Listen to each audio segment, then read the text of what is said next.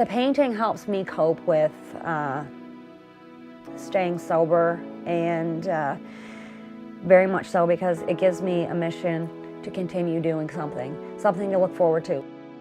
It's quite embarrassing to sit here and say, but I mean, I was living on the street, eating out of dumpsters behind Giant Tiger in Devon. Like, who thinks to look at me today?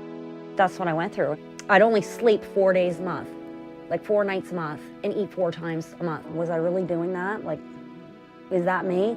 But you're so ill, you don't care. You gotta get fixed again. The only way to feel normal is to get high again. I mean, after a week of using, it's not recreational anymore. Your body is so wore out, and try using for 3, 4, 5 years straight, you can't survive without it. I never thought as a little girl growing up, sorry, I get emotional, that's where I'd turn out to be, you know? Sorry, it's hard. What made me want to get sober is the fact that my kids, of course, the whole time have been important enough to get sober, but they were under the age of 5, so they didn't understand or ask questions. But my little girl was in grade 1, and my son was in grade 3 when I got sober, and they started asking questions. Where's mommy? Sorry.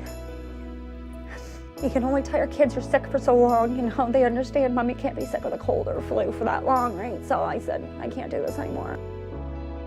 I got myself a mental health worker. She suggested I stay at the transition house. I went there, and I had stayed sober after that. The mental health worker had told me about an art recovery group that was going on downstairs. That happens every Mondays.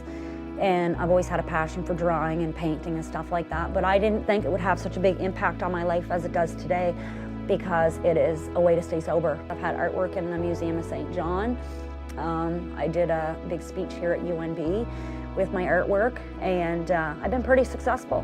One of my paintings has gotten chosen for the cover of Addiction and Mental Health booklet that they did. It makes you feel proud. You have something to actually be proud of and be known for, something other than being, oh, well, she used to be a drug addict. Instead, people are like, oh, she's turned her life around, now she's an artist, and she paints really great. And I suggest anybody who has an addiction problem to find something, writing, painting, anything, videoing, you know, music, anything creative, anything that you can have to show for it. You just gotta love life. You've gotta love yourself.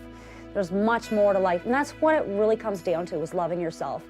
When you're on drugs, you begin to hate yourself and deteriorate yourself, and people are telling you you're no good and this and that, and you believe it. You believe it, and in that case, it's not true at all. Everybody's worth it. So when I see like a homeless man sitting on the side of the road somewhere, or a drug addict or an alcoholic somewhere, that's somebody's child, that's somebody's baby.